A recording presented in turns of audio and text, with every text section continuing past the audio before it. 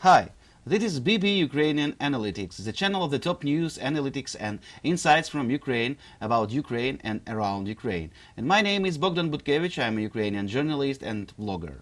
Hi, and I am Olena Vostrova, a Ukrainian media manager, political psychologist and vlogger. And here we give the Ukrainian worldview for the world. We tell you the truth about Ukrainians without censorship and propaganda, and give you insider information about what's going on here in Ukraine. So this week, while the whole world got busy with Putin-Lukashenko-Prigozhin power play, looking for the answer to the question, what was it? Russians continue killing Ukrainian children. Two horrible events have happened this week in Berdyansk and Kramatorsk, and that's what we would like to start with. So, on Saturday evening, June 24, news that Russian occupiers killed two teenagers in occupied Berdyansk began to circulate on social media. It went together with a video recorded by one of the teens named Tigran Oganisyan. Все, это смерть, пацаны. Прощайте. Слава Украине. This footage of a 16-year-old Ukrainian teenager in Berdyansk saying goodbye online as Russian occupiers are about to kill him goes viral. The fact that the Ukrainian teenagers Tigran Oganisyan and Mikita Khanganov were, hunted and killed by the occupation authorities was confirmed by human rights activists, the Berdyansk city military administration, Ukrainian, and Ukrainian ombudsman Dmitro Lubinets. The occupation authorities in the Zaporizhia region also acknowledge that fact. Two 16-year-old boys became heroes. They were killed by the occupiers because of their pro-Ukrainian stance. Tigran and Mikita confronted occupiers and reportedly killed a Russian military officer and a collaborating policeman. Previously, the boys and their families had faced persecution for their pro-Ukrainian stance. Tigran was abducted from his home. He endured tortures, including the use of electric shocks. It's a usual thing for Russian bastards. When the situation became public, the European Parliament demanded the release of the boys to Ukrainian-controlled territory. But the Russians refused. They decided to use the situation to intimidate the residents of Berdyansk. They committed an exhibition murder to show all people who have a pro-Ukrainian stance what will happen to them if they state their civilian position publicly. Olga Reshetilova, a representative of the Media Initiative for Human Rights, shared on Facebook that the day before the tragedy, the boys had an altercation with the occupation police. Just half an hour before the investigator called their parents to deliver the devastating news, Tigran's mother had spoken to him.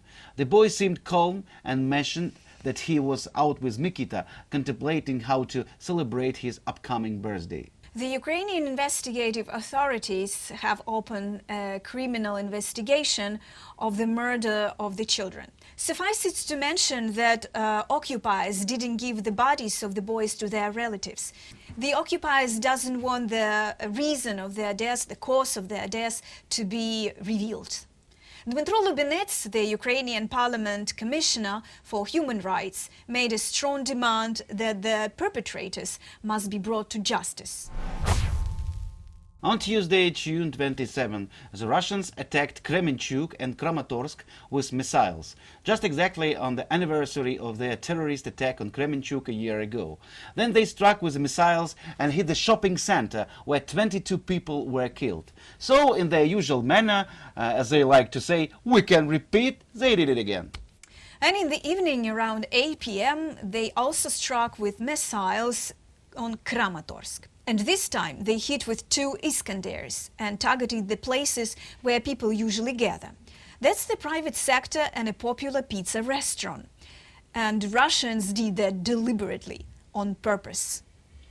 The head of the security service of Ukraine, Vasyl Maluk, said, that they identified and detained the adjuster of the missile strike. The gunner was an agent of the Russian GRU, the Foreign Military Intelligence Agency. According to the officers of the Security Service of Ukraine, on June 27, he was given a task to find out whether a popular pizza restaurant in the city center is open and whether there are many visitors. So the man secretly filmed the place and sent the video to Russian military intelligence. After receiving this information, the occupiers attacked pizza restaurant, and there were many visitors inside.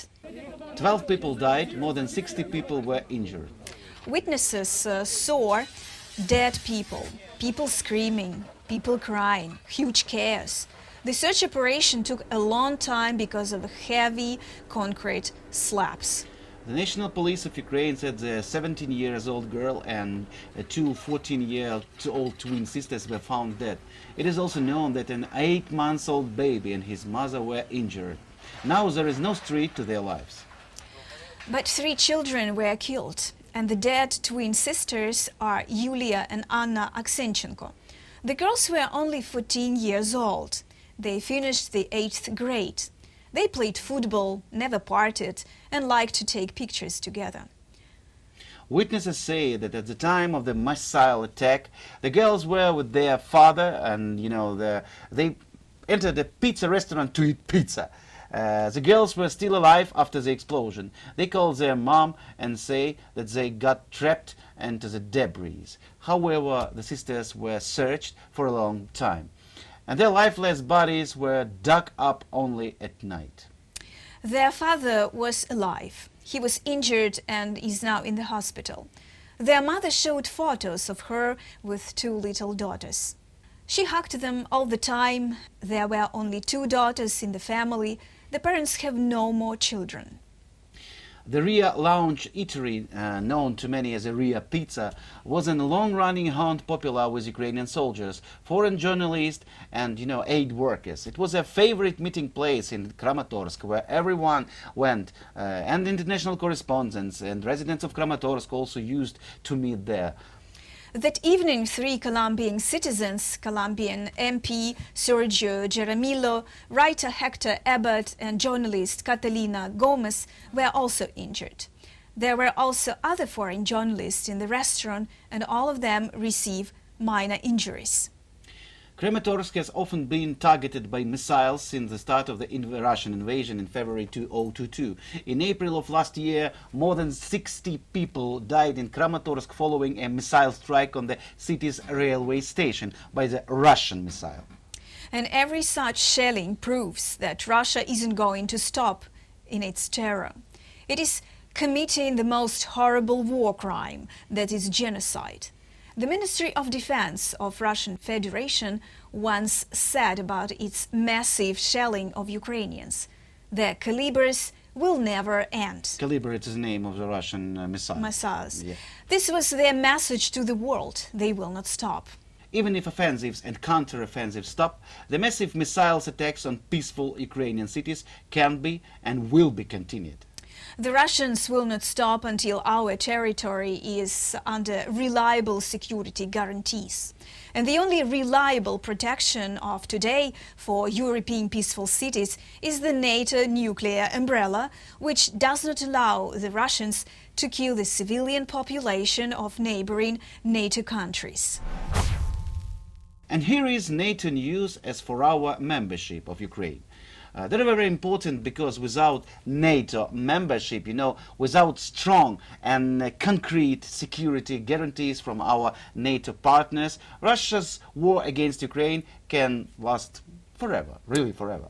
And we continue to receive hopeful NATO messages from our partners. Estonia Prime Minister Kallas said this week that there will be sort of a surprise for Ukraine at the NATO summit.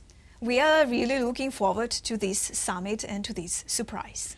The only thing that can end the cycle of aggressions against its neighbors is NATO membership. Hence, for peace, we need Ukraine in NATO. In Bucharest summit, allies agreed that Ukraine would become a member. This should not remain a hollow promise. What we need now is to define a practical path to meet this goal. And we need to send a strong message of hope to the Ukrainian soldiers in the trenches that with NATO membership on the horizon, they are fighting their last war with Russia. NATO membership for us really means the last war with Russia. and last war with Russia for Europe. And NATO has to send a strong message not only, to Ukrainian soldiers in trenches, but directly to Putin as well and to whole Russia. And not only from our nearest neighbors, who know what Russia really is from their own experience, but first and foremost from the United States and Great Britain, because for Putin, our NATO membership means that he has to stop the war. And this is the only message that can make him think in this direction. On Wednesday, June 28, on Constitution Day in Ukraine, President Zelensky made a speech at the plenary session of Verkhovna Rada, Ukrainian parliament. There was a program speech that actually looked like, something like a pre-election speech in which he proposed 5 guidelines for discussion and the beginning of a nationwide debate on the Ukrainian doctrine. The first, the philosophy of our victory. The second, the global nature of Ukrainian security. The third, the policy of heroes. The fourth, the policy of justice. And the fifth, transformation in new foreign policy, new economy, new relations between the state and the society, development of all territories, education and science, culture, the level of security and freedom in Ukraine as a precondition and a result for transformation. And there were strong messages about NATO. NATO will guarantee security for Ukraine, and our defense and security forces will guarantee security and protection for other NATO members. And Zelensky introduced a law on the development of the English language. True, one that immediately contradicts the law, that is, it proposes to ban Ukrainian dubbing of films. It would seem that Zelensky is showing how he wants to NATO and the European Union. He even gives ultimatums. He say if Ukraine does not receive a direct invitation to join NATO, he will not visit this summit in Vilnius. The problem is that behind loud declarations, there are real actions of the Zelensky administration. They shout about NATO on the one hand, and on the other hand, they tolerate abuses in the Ministry of Defense and corruption in that ministry. For example, inflated prices in the procurements of food for the army, and the efforts of Minister Reznikov to prevent fair trade. Minister Reznikov is a man of the head of the office of President Zelensky, Andriy Yermak. Also, the situation looks very weird when, on the day when the president says loud words about the European Union, an odious person, Olena Duma, is appointed as the head of the Agency of Investigation and Management of Assets just on one and the same day. And that's when the G7 ambassadors noted that it's very important that it should be a virtuous appointment of a person who is not corrupted and is a professional. So, who is Olena Duma? Olena Duma in 2019 participated in the FSB special operation of Rudolf Giuliani and Derkach about the totally corrupt Ukraine, the embezzlement of American money in which Biden was allegedly involved. She sat at a press conference with Derkach and Dubinsky, recognized as Russian agents by the US State Department. So, the participant of the special operation, with the connivance of the office of the president, became the head of the structure which, just imagine, this structure managed thousands of arrested Russian assets. And this is on the same day, I will repeat it one more, when Zelensky spoke about the Euro-Atlantic desires. In fact, the president is trying to cover himself with the feats of the armed force of Ukraine and our heroical soldiers and Ukrainian people in the trenches, and to force the West to turn a blind eye to corruption and attempts to usurp power. He tries to use, the European integration as a way of a political legitimation and re-election himself as a president on the second term. The West, however, quickly made it clear that it perfectly understands Zelensky tactics. The already mentioned Estonian leader Kallas, as well as the head of the Danish Foreign Ministry Rasmussen, clearly stated that there will be no concessions or special conditions for Ukraine in terms of joining the European Union. The West understands, although it does not always speak publicly, the tactics of President Zelensky. Therefore, he should give ultimatums, only maybe to himself and his right-hand man, Yermak, which have a very big power in Ukraine now. As we have already mentioned, President Zelensky proposes to give English the status of the language of international communication. He submitted to Verkhovna Rada, the Ukrainian parliament, a draft law on the use of English in Ukraine. And that's really a great idea, because it is necessary, a strategic step in the process of our European Atlantic integration. If our country wants a membership in NATO and the European Union, the knowledge of English is a key component and a key competence. So the law will determine which officials are required to speak English, will regulate the use of English in the spheres of government, self-government, education, culture, healthcare, transport, etc. Money for the implementation of such norms should be allocated from the state and local budgets.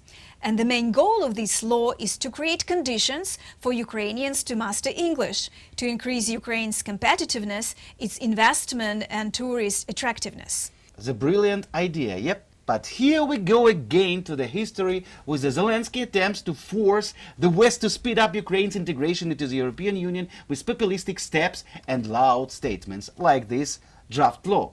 At the same time, closing our eyes to the main thing, the corruption, courts, pressure on local self-government. Of course, Ukraine urgently needs to start teaching its population the English language.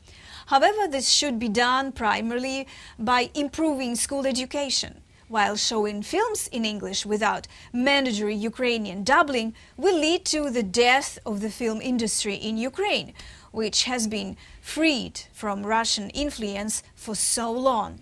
Plus, everybody must understand that the majority of the population will be too lazy, really too lazy, to go to the cinema if there is no familiar language there in their eyes. And they will sit at home and watch pirated copies of movies from Russian sites on Russian language. The Scandinavian model, or for example French model or German model of learning English does not suit us because, Ukraine has been a colonial dependence of Russia for a very long time. The Ukrainian language was pursued, for example, like Irish. So forced Anglicization will simply lead to counterattack of the Russian language. That's all for today. Please write your comments and questions right under this video. Give us your like, it's very useful for us, and subscribe for our channel. See you in the next videos.